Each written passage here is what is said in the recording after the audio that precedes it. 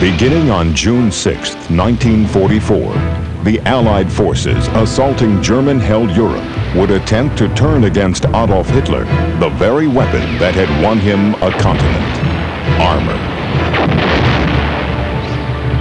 With the German counterattack in Normandy, led by panzer veterans of Russia and North Africa, be as unstoppable as the Nazi juggernaut that rolled across France in 1940?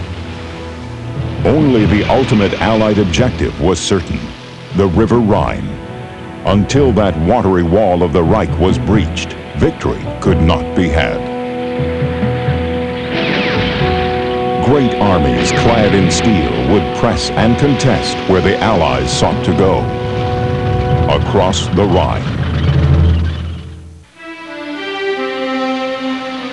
At the Tehran Conference in 1943, Roosevelt and Churchill promised Joseph Stalin a second front to relieve pressure on the hard-pressed Russians defending their homeland against the Germans. American industry worked overtime to meet the challenge. By February 1944, U.S. aircraft plants were turning out one airplane every 4 minutes. But the measure of victory in war is ground taken, and armor had proved itself the premier weapon of ground attack. So America's industrial genius went into high gear to put the tank weapon into Allied hands in numbers undreamed. Quantity and reliability took preference over technical brilliance.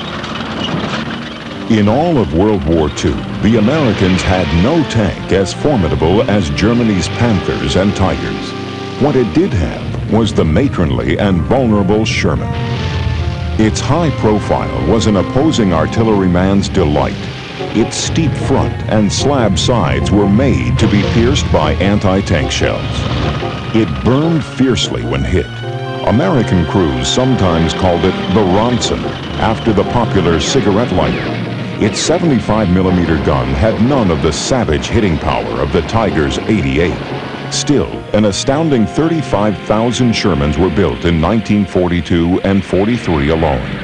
Tank to tank, the Tiger was a far superior weapon, but because of the overwhelming number of Shermans, German tankers would seldom face it in single combat.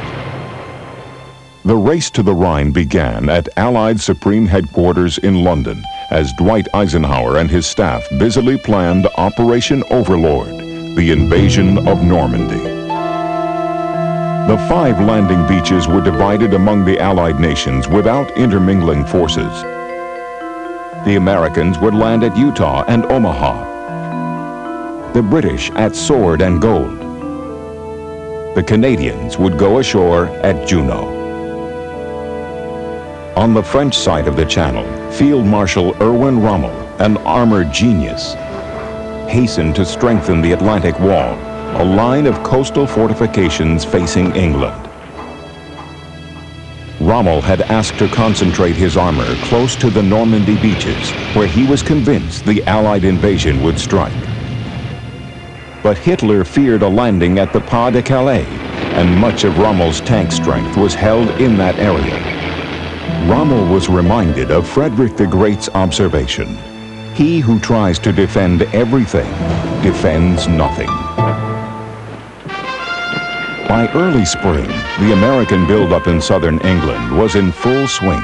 1.5 million GIs would be on English soil by D-Day.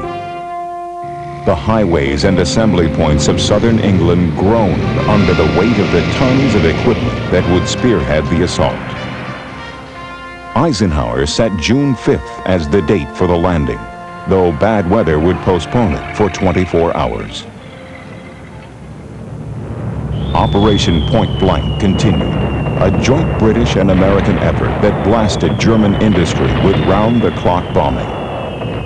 The Ruhr, Germany's armor-producing industrial hub, was a special target. In the early hours of June 6th, the quiet of the Normandy night gave way to the roar of transport planes as 20,000 paratroopers of the 82nd and 101st Airborne Divisions floated down near Sainte-Mère-Église. The British 6th Airborne dropped farther east. Scattered, Lost, with only light weapons, the paratroopers were a meal ready to be devoured by German panzers in formidable numbers. Their units included the fearsome Panther tank, developed to overcome the dominance of the new Russian T-34 on the Eastern Front. The 43-ton Panther had a 700-horsepower engine that drove it and its crew of 5 at 25 miles an hour. Its wide track handled tough terrain. Its sloped, thick armor made it a tough kill, and a lethal 75mm high-velocity gun matched the T-34 and greatly overmatched the Sherman. Behind the invasion beaches, Allied fighters and bombers busily blasted the bridges and highways over which the German armor must move. The Allied invasion boats cut through heavy seas. A naval barrage pounded the Normandy coast over a 60-mile area. As the assault troops neared the beach, the guns of the Atlantic Wall opened up. The first wave, consisting of 20 boats and 600 men of the U.S. 4th Infantry Division, landed at Utah. Engineers had already cleared the beach obstacles and mines. Resistance at Utah was surprisingly light, as were casualties. Within minutes, the assault troops were safely behind the seawall. Within an hour, they were moving inland. At Utah, the giant LSTs did their job. Sherman tanks rolled out and up the beach in heartening numbers. As the troops landed at Omaha, German mortar and machine gun fire were devastating. Men had to wade ashore, often through chest-deep water. Mines and beach obstacles could not be cleared. Wreckage piled up on the shore. To get its armor quickly to the beach, the Allies had developed a collapsible canvas flotation sleeve that went around the Sherman tank. With the aid of special propellers, it enabled it to swim to the beach. But tragedy struck at Omaha as 32 of the amphibious Shermans swamped in the heavy seas, leaving the beach virtually without armor. An American colonel urged the men forward. Gradually, they rose up to do battle for the coastal villages. The landings at Omaha, without meaningful tank support, had had an uncertain beginning. Farther east, the British Second Army hit Gold, Juno, and Sword beaches. At Gold, smoke and flames obscured the landing ground. Heavy mortar and anti-tank fire raked the area. But within an hour, forward assault elements advancing behind British armor were more than a mile inland. At Juno, Canadian troops raced for the cover of the seawall under murderous machine gun fire. But very soon, they too moved quickly off the beach behind tanks and fought their way into the coastal villages.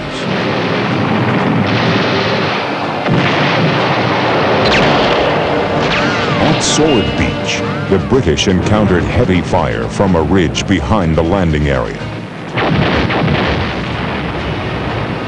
Tanks moved up to blast the enemy's strong points.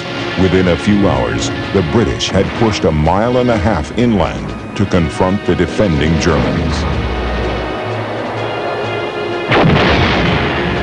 As the D-Day fighting raged, German reaction was confused. Hitler was slow in ordering his armored reserves into action. A counterattack by the 21st Panzer Division was contained. By day's end, the British and Canadians were moving toward two key objectives, Bayou and Caen. D+1. The GIs of Omaha Beach continued to battle inland. At the same time, the 4th Division turned north from Utah Beach and moved up the Cotentin Peninsula. Other elements pushed towards Saint-Mary-Glisse to relieve the weary men of the 82nd and 101st Airborne. Normandy's Bocage region became a tanker's nightmare. The hedgerow-covered landscape offered the best natural tank traps that nature could produce. It was use the roads or go without armor until an enterprising GI welded German beach obstacles to the front of a tank and found that they uprooted the hedgerows just fine. Further ingenuity saw chain flails attached to U.S. tanks to detonate mines ahead of an advance. It was time for the Allied tankers to think breakout.